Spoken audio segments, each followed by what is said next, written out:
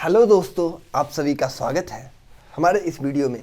अब ध्यान से समझिएगा। यह लग रहा है क्वेश्चन कि बहुत भास्ट होगा, नहीं, ऐसा नहीं है। यह क्वेश्चन बहुत ही आसान है, सिर्फ आपको समझना है।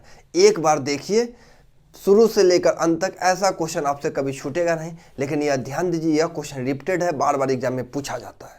बात समझ में आ गया? बार बार क्वेश्चन पूछा जाता है, लेकिन यह क्वेश्चन का तरीका ही बदल दिए। देखिए यहाँ तक तो ठीक गया है, अब यहाँ आ गया n, यानी यहाँ और यहाँ का वैल्यू दे दिया है। मतलब जो हमको निकालना था वही दे दिया, और जो यहाँ पर चाहिए वह नहीं दिया। अब हमको इसको कैसे बनाएंगे? अगर हमको बनाना होता तो हम तुरंत कहते कि सर इसका आंसर हो जाएगा 62। आखिर 62 आंसर क्यों हो गया?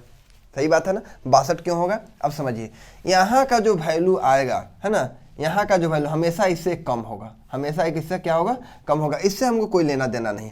लेकिन अब इसको सॉल्व कैसे करें, बनाए कैसे, इसके बारे में समझना। इसके बारे में हम कैसे बनाएंगे, इसके तरीका समझिए।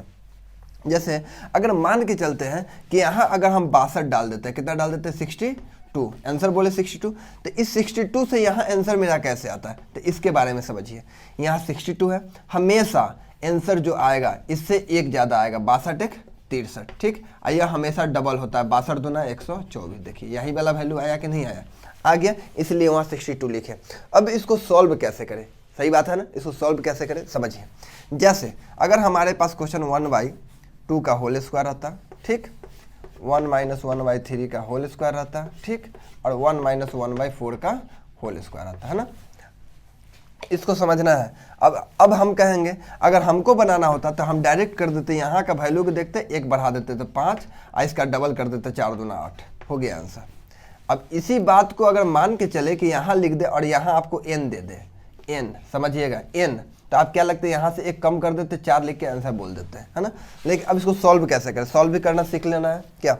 जैसे देखिए हम इसको लिख सकते हैं 1/1/4, एकदम लिख सकते हैं, कोई दिक्कत नहीं। 1/1 - 9, एकदम कोई दिक्कत नहीं। 1 - 1/16, इसमें कोई प्रॉब्लम नहीं। बात समझ में आया?